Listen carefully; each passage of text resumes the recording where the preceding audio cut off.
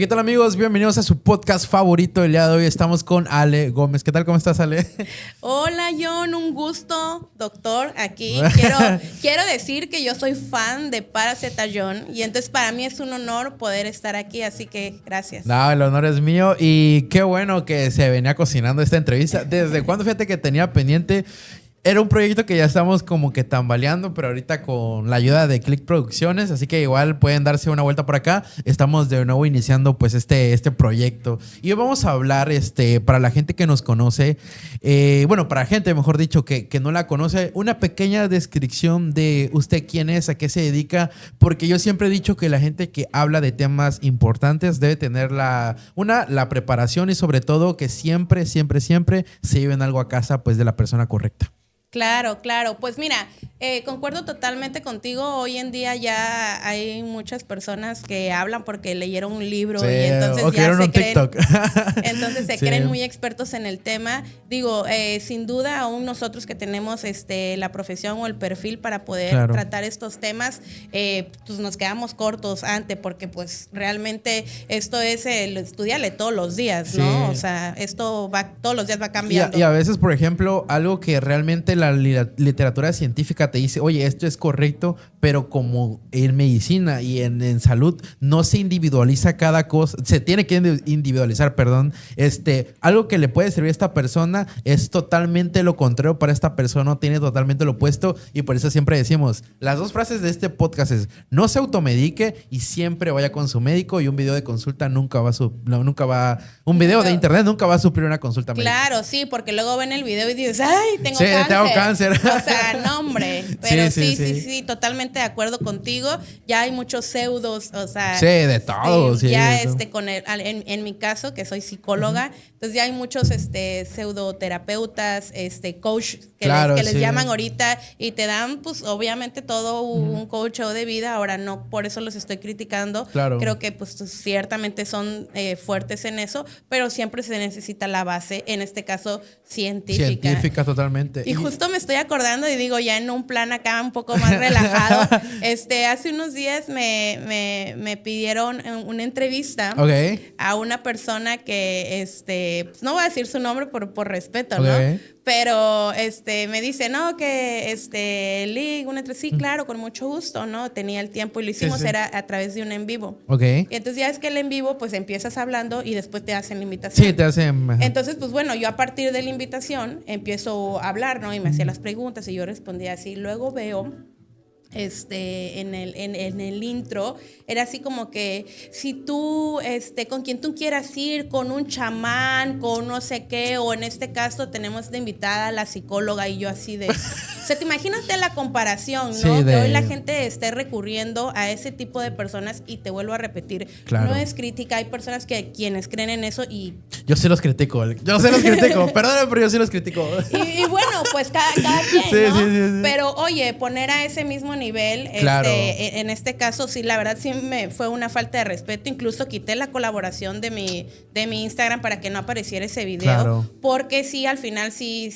decía, la vincula en cierto punto, ¿no? Sí, no, y luego uno queda como, pues, como charlatán hasta cierto punto. Esa era la palabra que iba a decir, no la quería decir, pero sí. Sí, porque lo que uno busca en redes sociales acá, uno es una gran responsabilidad estar diciendo algo, porque como comentamos, algo que le puede servir a esta persona le puede perjudicar a la otra, y sobre todo la imagen que uno tiene, y sobre todo el profesionalismo, que hasta se puede quedar sin cédula profesional por andar haciendo cosas que no le competen. Por eso yo siempre les digo, dejen de andar buscando soluciones fáciles, porque la gente ahorita quiere todo. Y todo en día es experto, todo el mundo es experto. Todo el mundo, o sea, hasta los adoles, y vuelvo a lo mismo, o sea, qué padre que vemos hoy adolescentes, incluso a niños hablando, por ejemplo, de salud mental en un TikTok, pero pues no lo veas eso como un todo, ¿no? Claro. O sea, porque sí se necesita un respaldo, y justo en esa entrevista, cuando me di cuenta de la situación, le dije, cabe mencionar, o sea, que la psicología tiene un respaldo científico. Claro, sí. Sí, o sea, sí hay estudios, no es así como de que,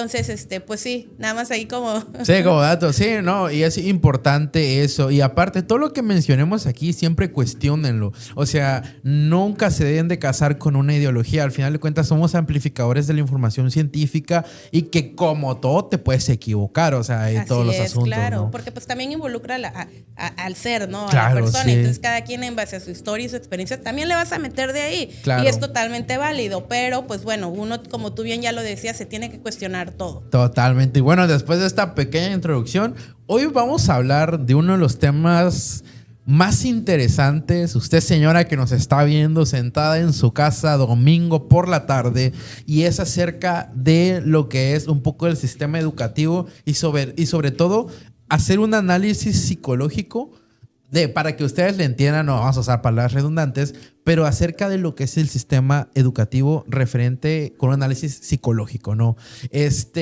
Por ahí le estábamos viendo qué podíamos hablar, qué podíamos comentar, y nos vamos a ir recio porque hay preguntas que van a estar muy, pero muy polémicas. Y vamos al grano. ¿Realmente el sistema educativo está para educar o simplemente para domesticar a los niños? Que es algo que también que se dice mucho en redes sociales, ¿no? Sí, claro. Híjole, tus preguntas, caramba. Pues mira, es que creo que sí hay muchas fallas y no solamente del sistema educativo, es un todo, ¿no? Okay. También involucra a la sociedad, involucra a la familia, a los docentes como tal.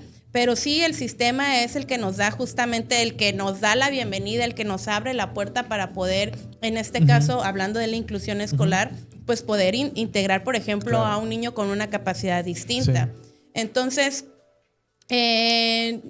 quiero mediar ahí, o sea, no me quiero ir por la parte de que si es domesticar o no, pero ciertamente sí estamos siendo muy tradicionales, o sea, como que cuidando esto y a la vez no. En todas las instituciones, ¿no? Tanto públicas como privadas, caemos justamente en el que queremos solamente niños obedientes, y eso pues no, justamente hablando de la inclusión escolar, pues no nos ayuda para darle lugar a la diversidad. Claro, y aparte de eso también mencionar que a veces está muy saturado el sistema. Por ejemplo, quizás la atención de una maestra para 10 alumnos no es la misma para 40, por ¿no? Supuesto. Y eso habla de que por eso, por ejemplo, las maestras de antes tenían que tener un carácter de que, a ver, te me aplacas porque tenía 50 chamaquitos que a las 10 de la mañana tenían hambre y andaban todos así, ¿no? Claro, ¿no? Y por ejemplo, ahora vimos una entrevista que se hizo muy polémica de la secretaria de Educación aquí en el estado, que decía que es que ya no están queriendo tener hijos las personas, o sea, sin duda una respuesta demasiado a la ligera, una respuesta muy improvisada, porque no es así, porque si fuera así, entonces no tendríamos justo lo que tú mencionas, ¿no? Aulas con más de 40 niños, entonces más bien, sí necesitamos más espacios para ello. Lo que tú decías, o sea, también se le carga mucho la mano al docente. Imagínate un docente que además de que tiene su familia, su vida, lo que tú quieras, o sea, llega todos los días a atender a 40 niños y no solamente, aparte que de por sí, cada niño es diferente, súmale un niño con una capacidad distinta. Claro. O sea, ¿cómo le haces? ¿No? ¿Cómo le haces? Realmente, si tampoco tengo la infraestructura, no están siendo capacitados en el tema, te vuelvo a repetir, es un todo, y que pues sin eso, o sea, los maestros, la verdad es que los aplaudo y los admiro porque salen locos de ahí. Sí. Y ahorita que tengo varios puntos que se me vienen a la mente, pero antes de brincarnos al tema de la inclusión social, porque la pregunta es, ¿realmente hay inclusión social? Quería preguntarle algo. Usted lo comenta, se le carga la mano a los maestros. Esto es algo que se viene manifestando desde hace mucho tiempo, pero hay una frase muy famosa, y es de que la educación viene de casa. ¿Cuál realmente es la responsabilidad del maestro? Porque a veces muchos dicen, tú tienes que ir a la escuela para que el maestro te eduque. ¿Usted cuál es su punto de vista? ¿Hay cierta parte de verdad, cierta parte de mentira? Mira, como te decía yo hace un momento, es un todo. Es como una mesa que tiene 4 pilares, que tiene 4 patitas. O sea, si una de ellas falla, la mesa no va a estar estable. Entonces, para tener la estabilidad, hablando del tema de educación, pues se necesita de todo, del sistema educativo, de los docentes, de los padres, de la sociedad. Entonces, y sin esas 4 patitas, pues el niño no va a evolucionar. Muchas veces los padres se quedan con mi hijo tiene esta condición y pues esta es la cruz que me tocó pagar, ¿no? Entonces no hay, simplemente es como que pues ya me tocó vivir y hay todavía muchas puertas por abrir para que el niño pueda evolucionar en su conducta, en su preparación académica, en su integración social, en todo, ¿no? Y entonces hay un crecimiento que sí se puede dar, que ya se está viendo, pero siempre y cuando haya el compromiso de todas estas partes. Claro. Porque si una falla, te repito, pues de nada sirve de repente por ejemplo, que el maestro esté trabajando súper bien en aula, pero el niño llega a casa y la mamá nada más dice, ay, pues mientras no pase de aquí, claro. Y ya, mientras no se caiga, que mientras desde un punto fundamental la alimentación y la higiene, o sea, claro, como usted lo todo. comenta, tiene que ir un engranaje, ¿no? O sea, tanto es responsabilidad de los papás, del sistema y en cierta parte del maestro, que como usted comenta, con tanto alumno, pues a la onda Sí, se la rifan, ¿no? Y te digo, también de la sociedad, luego salimos, Sí. por ejemplo, no sé, al centro comercial y hay discriminación, entonces tenemos que aislar a nuestros hijos, o sea, como padre, que no te gusta ver que esta falta de respeto hacia tu hijo, pues Claro. mejor terminas encerrándote. Y no se trata de eso, ¿no? Sino al contrario, de habilitar espacios incluso públicos para la integración del niño. Y por eso te digo que es un todo. Entonces, si tú me quieres, si la pregunta es quién está mal, pues todos estamos mal, ¿no? Porque realmente no hemos logrado la estabilidad.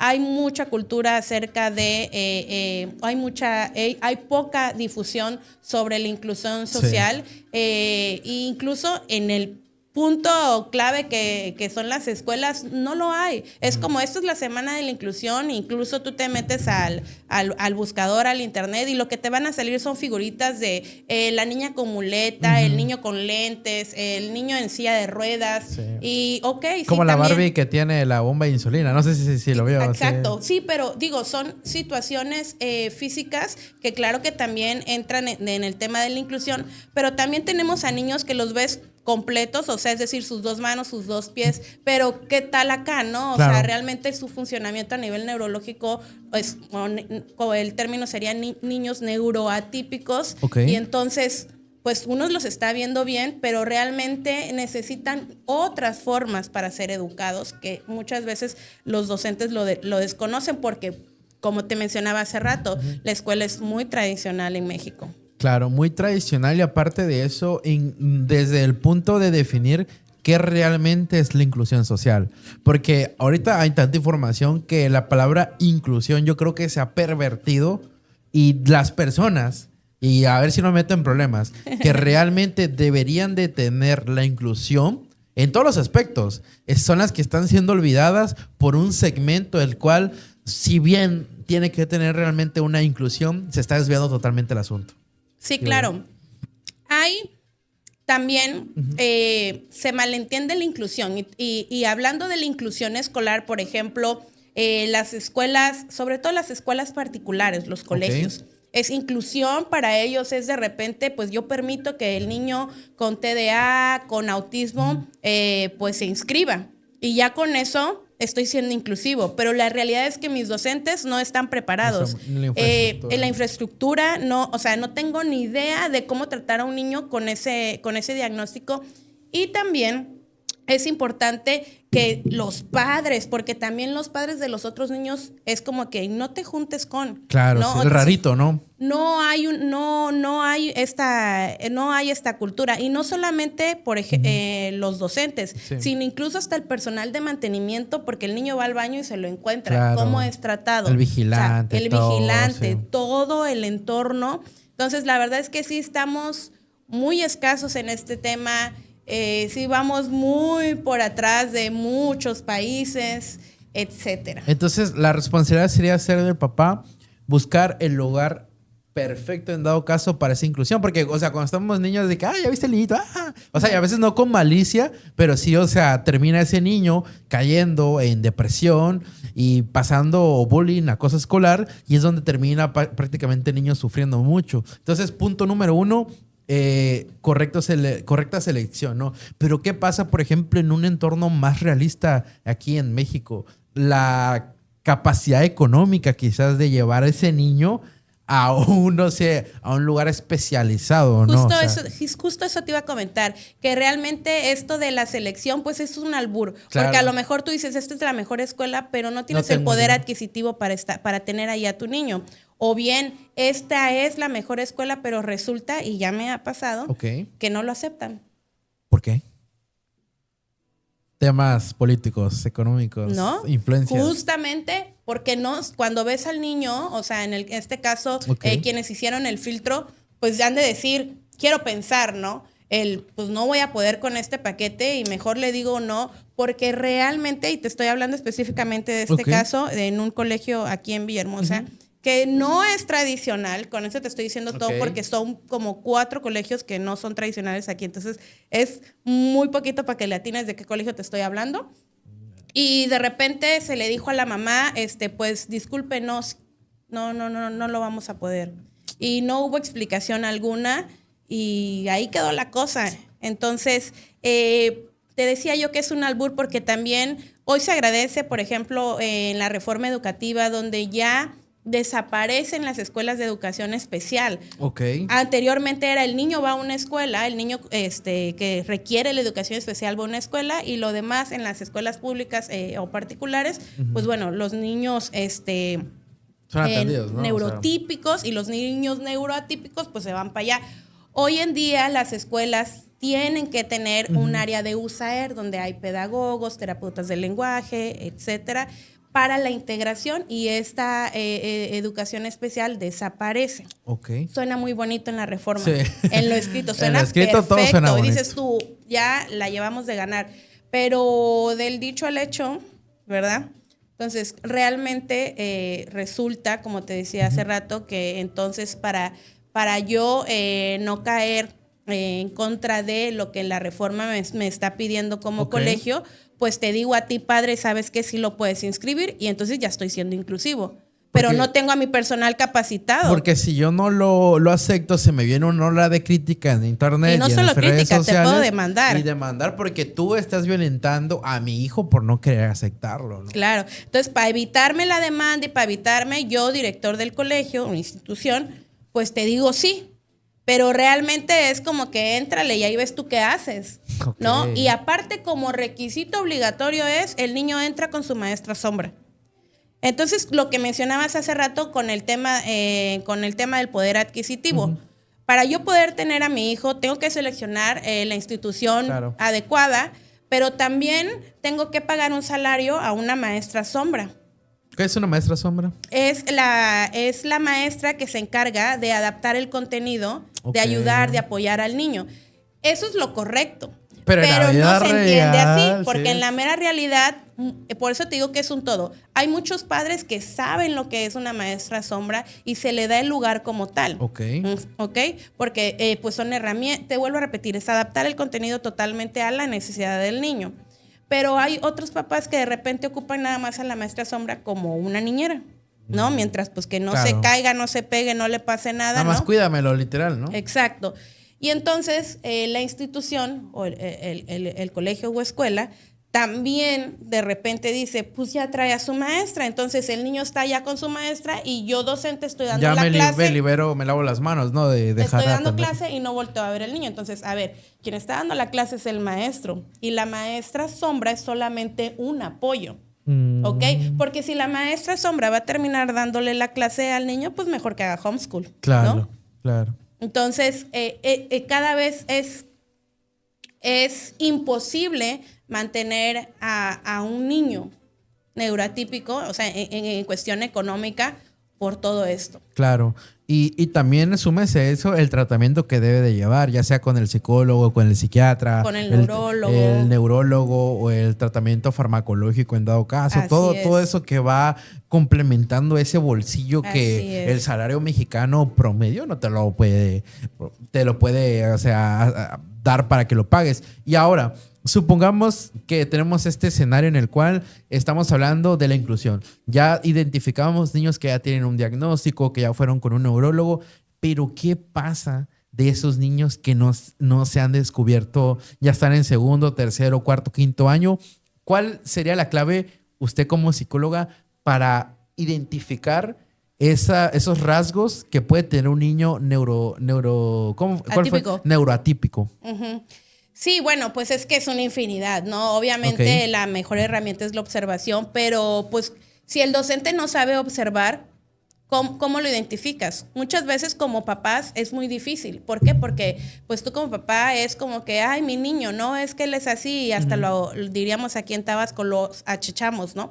Sí. Y también de repente el tener una noticia como esta, por ejemplo, un niño ya con un diagnóstico, como tú decías, Sí. para los papás tener esta noticia a veces hay un rechazo, no Claro. hay la aceptación de. Pero en este caso, el docente tiene que estar preparado para eso y por eso también la importancia del área de USAER en las escuelas, porque ahí están las personas capacitadas, el psicólogo, Ok. el pedagogo, para ir a observar el salón y precisamente darse cuenta de cuando hay un niño que está teniendo estos rasgos Ok. y poder orientar en este caso a los papás para que acudan ya de manera particular, vamos a decirlo así, a tener un diagnóstico certero y empezar un correcto tratamiento. Como tú decías, no solamente es el tema de la escuela, sino a lo mejor sus terapias por la tarde, Claro. dependiendo lo que requiera el niño. Entonces, pues sí, involucran muchísimas cosas que de repente se salen de control. Como tú decías, quien tiene la capacidad, pero quien no tiene, dice, pues ya ni modo. Y entonces crece en un niño que sí puede evolucionar, que sí puede tener un sano desarrollo, pero como no fue tratado, pues Claro. se queda así. Entonces, de repente también el sistema educativo, que es ahí donde falla, es como, pues es neurotípico, pásalo de grado. Oye, pero pues no sabe leer y llega a sexto y el niño no sabe Claro. leer, ¿no? Pero lo fuiste pasando de grado porque pues Solo no, por pasarlo. prefiero que no me demanden, Ujú. ¿no? Y entonces, ¿dónde queda? Porque vuelvo al punto, la inclusión escolar no es solamente te tengo aquí, sino te ayudo, es una red de apoyo, o sea, que te debo de ayudar a poder adquirir hasta donde tu capacidad te permite llegar, pero justamente brindar las herramientas para que el niño Claro. pues sea parte de la sociedad como cualquier otro niño. Y es ahí donde usted comentaba que el trabajo tiene que ser en conjunto, o sea, tanto responsabilidad de la sociedad, del papá, del director o de los maestros, en este caso de la institución, porque a veces el miedo del maestro, o sea, con tantas demandas que hay, dice el maestro, ¿yo para qué voy a meter en problema? Pasa. Así es. Me lavo las manos ni me interesa, ¿no? Así es. Entonces, como reflexión, yo sí les diría a los papás, o sea, yo no soy papá todavía, pero que sí tengan en consideración que tiene que ser un trabajo conjunto. Es lo que yo siempre digo, no, ¿por qué ahora se ve al maestro como el enemigo del alumno y del papá? Porque a veces pasa que el niño se anda portando mal y el maestro va y le reclama al maestro. El papá le reclama al maestro. Ajá. Y cuando debería, o sea, porque el hijo le dijo que supuestamente, no sé qué, Sí, cuando claro. antes era directamente ir con el hijo, cuéntame qué pasó, porque el maestro es la autoridad, ¿no? Así Y es.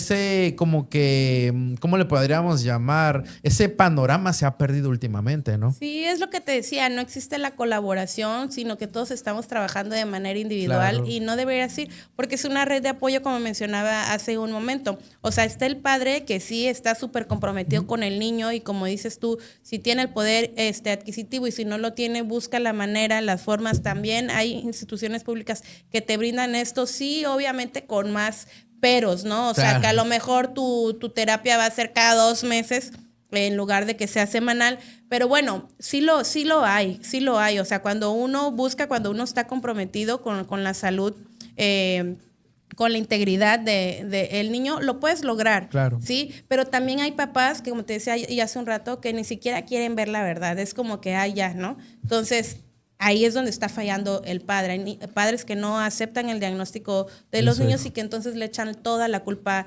al maestro.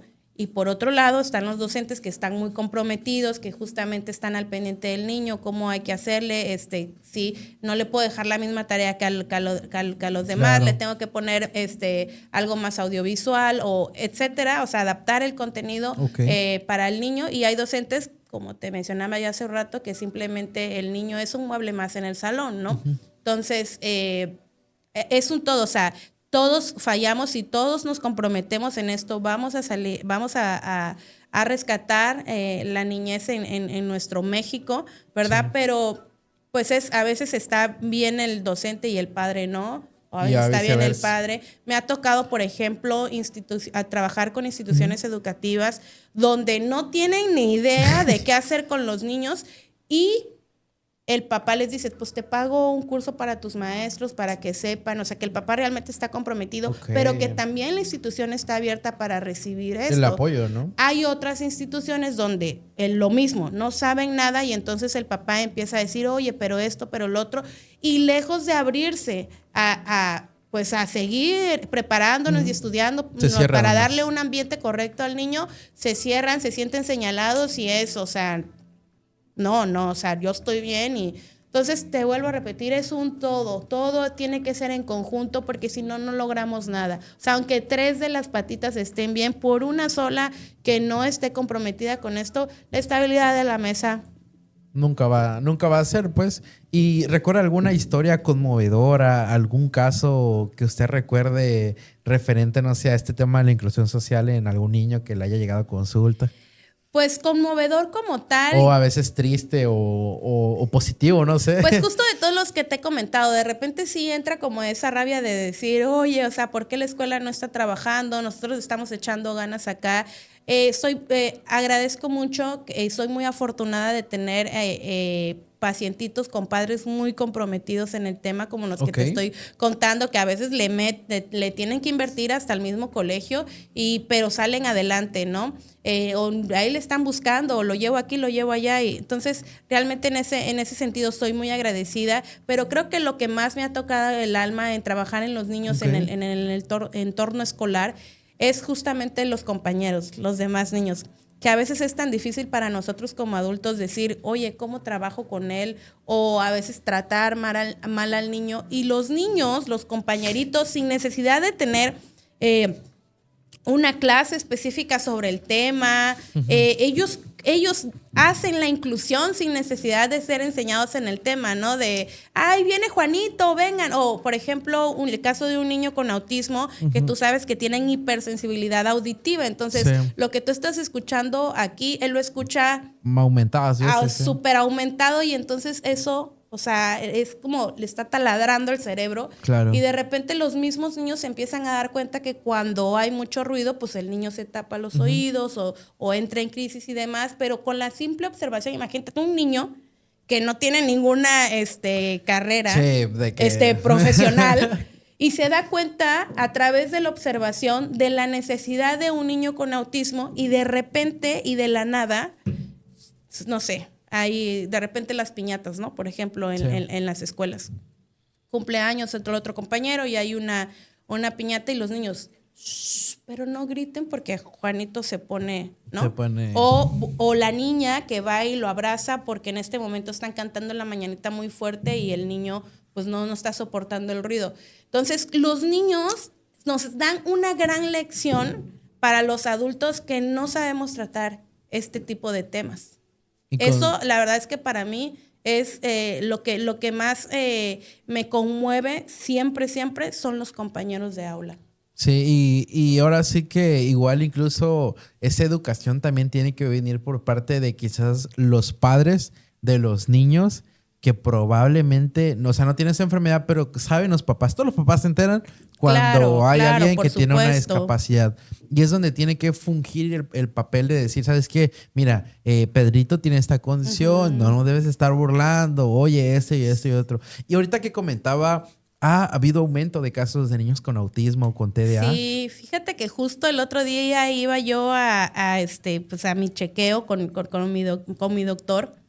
Y pues como ya nos llevamos muy bien, estábamos hablando y justo me hacía esa pregunta, ¿cómo ha aumentado el caso de los niños con neuroatípicos, ¿no? O neurodivergentes. Y sí, la verdad es que sí ha aumentado. No es... también hoy en día también tenemos la información más al alcance. Claro. A lo mejor antes existía y lo desconocíamos y ahora pues como ya tenemos números decimos son más. Y aparte, es un gran paréntesis, hay mucha gente que hasta se autodiagnostica. Sí, por en redes supuesto. sociales. Y yo, ¿cómo me cae mal esa gente, de verdad? Sí. Porque por culpa de esa gente que anda diciendo, yo que tengo TDAH. O sea, ignora al segmento que sí lo tiene. Claro, o minimiza lo que realmente porque la gente significa. dice, ese nada más anda jugando o sea, y dice, ay, ¿qué va a tener? Y ya luego la gente que sí tiene es como que, ay, tú estás, o sea, ni lo tienes, o sea, Sí, ese tipo de claro. situaciones, ¿no? Sí, por supuesto. Justo me pasó en este año con una pacientita de trastorno límite de la personalidad. Ok. Entonces, de repente, en redes sociales, justo llega, es que yo vi esto, yo vi el otro. Entonces, ya la información está tan al alcance que todo mundo, como dices tú, te autodiagnosticas y dices trastorno límite de la personalidad solo porque soy muy intenso.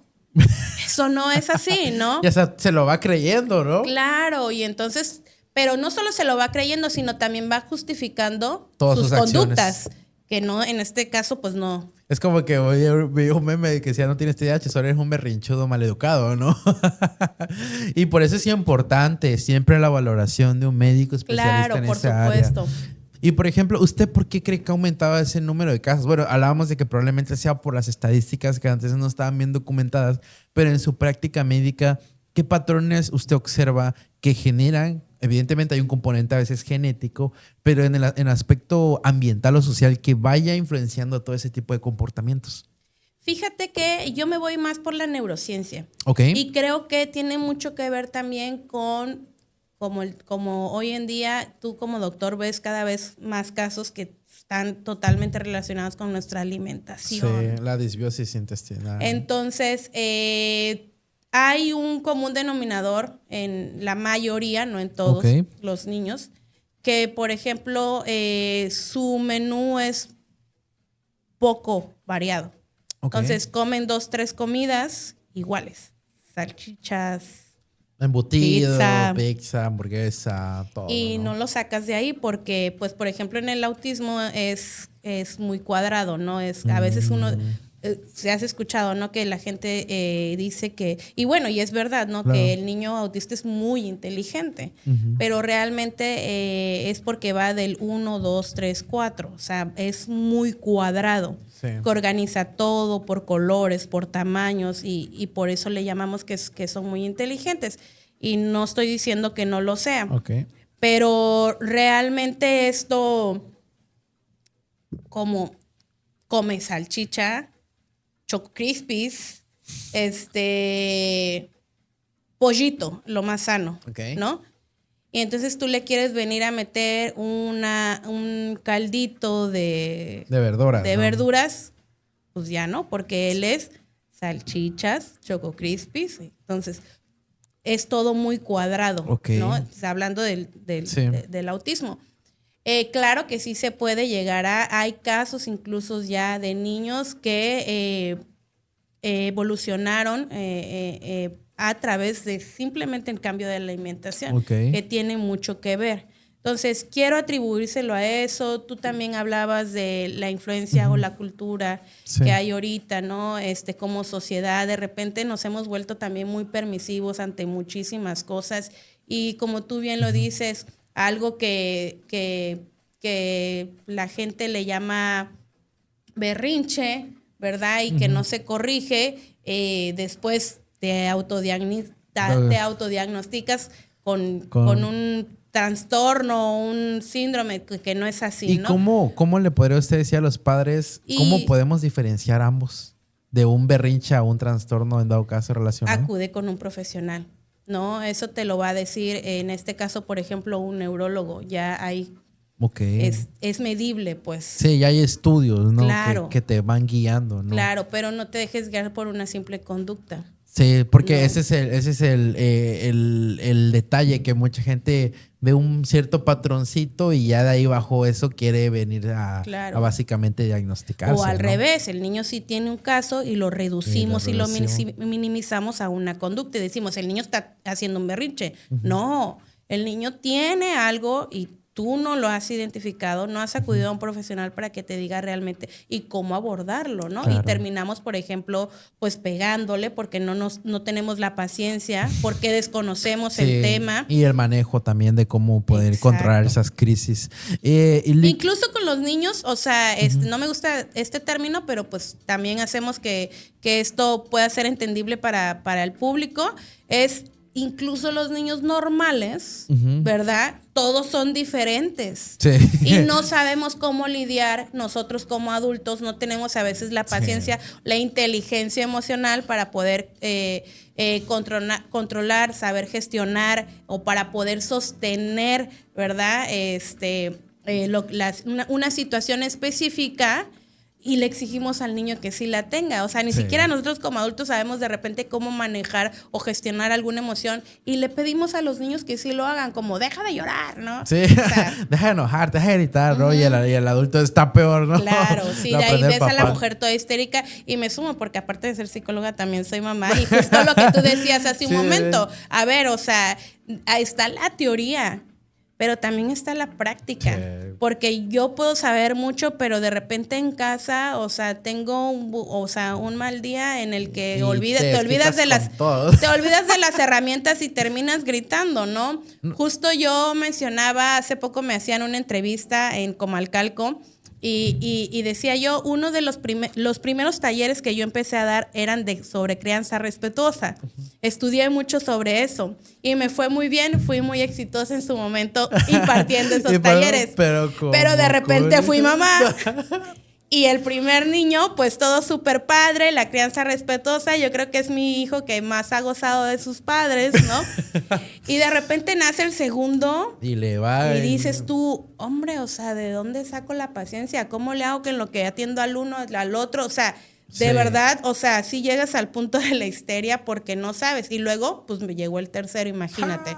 Entonces, ¿cuántos tiene? 3. Bueno, ya el último. Entonces ya con 3, imagínate, o sea, llega un momento en el que tienes un descontrol y que tienes que saber regularlo. Claro. Porque pues los niños, como dicen por ahí, son una esponjita y justamente, o sea, lo que les enseñamos en la etapa infante es lo que va a repercutir en su etapa adulta, o sea, de por vida. Entonces, a veces no entendemos o no dimensionamos lo que va a pasar, por ejemplo, la repercusión de un simple regaño, por ejemplo, o sea, con gritos, con castigos. Justo mi taller se llamaba Sin gritos y castigos. Y hoy moralmente, dime, no lo estoy impartiendo porque digo, no, ni siquiera yo misma puedo. Me pasó lo de Mariconde, ¿no? Que de toda la ropa bien dobladita y de repente fue mamá y dijo, no, pues no podemos tener ordenada la casa con tantos niños, ¿no? Y cuando ella lo hacía decía, no, claro que sí, aunque hayan niños, todo está ordenadito.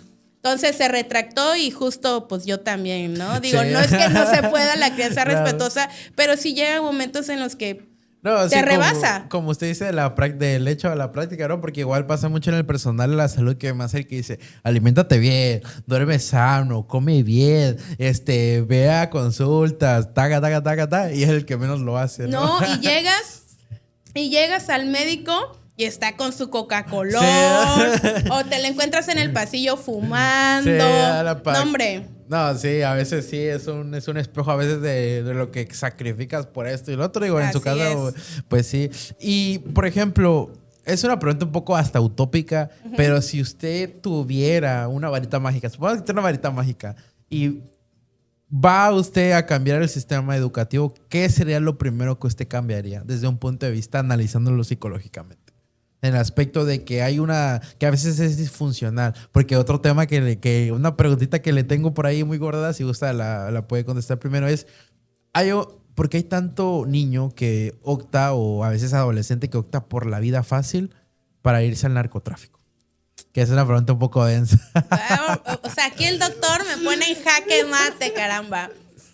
Pues mira, si yo tuviera una varita mágica, sin duda pondría en todos los seres humanos, hablando del sistema educativo, a quienes están, ¿no? En el área de gobierno, quienes hacen estas reformas, los docentes, directivos de la institución, a todos los que están involucrados en el tema de la educación, pues es empatía. esa empatía que muchas veces nos hace falta, esa educación para poder ver a estos niños de los que estamos hablando como lo que son seres humanos, ¿no? Y como todos somos diferentes. Y esto es como una orquesta sinfónica. Hay sonidos fuertes, pero también hay sonidos suaves. Y Claro. si ninguno de ellos, si no tenemos alguno de ellos, pues no sería una hermosa melodía. Entonces, todos somos parte de, y cuando empecemos a ver el mundo de esa manera, con esa empatía, entonces vamos a lograr cambios significativos. Perfecto. Lick, ¿algo más que le gustaría agregar al Bueno, episodio? no respondí lo sí, del tenemos narcotráfico. otra. Sí, fíjate que los niños buscan esa salida fácil, pero una y otra vez caemos en lo mismo. Es un todo. Tiene que ver la sociedad, los padres, los maestros, todo. Hoy en día, pues, justo lo que no, hablando de la inclusión escolar, no existe la cultura de. Okay. Ahora, en este caso, o con esta pregunta que tú me haces, sí existe la cultura del narcotráfico. Entonces, ya tenemos al alcance, por ejemplo, los narcocorridos, tú mencionabas hace rato las redes sociales como el TikTok, y entonces esta cuestión del narcotráfico... O glorificar a veces, ¿no? Este tipo Exacto, de vidas, ¿no? Lo vemos como algo admirable, ¿no? Lo vemos como algo aplaudible, como una vida, para arriba, pues. Sí. Entonces, pues cuando carecemos de esa admiración en casa, por ejemplo, tengo un papá al que no logro admirar, pero sí de repente me encuentro en la escuela a un profesor que sí logro admirar porque, está metido en ciertos pasos. Cuando hay carencia de hogar me refiero a, puedo tener a mi papá y a mi mamá, pero si no son presentes, no son hogar. Totalmente. Entonces es un sentido de pertenencia, ¿no? O sea, yo busco familia. Y muchas veces el narcotráfico nos brinda a los niños y adolescentes este sentido de pertenencia, de somos familia, somos equipo, trabajamos en conjunto. Si tú haces bien esto, te vas a ganar lo otro. Y lo que te decía, o sea, los ves para arriba, lo ves como algo...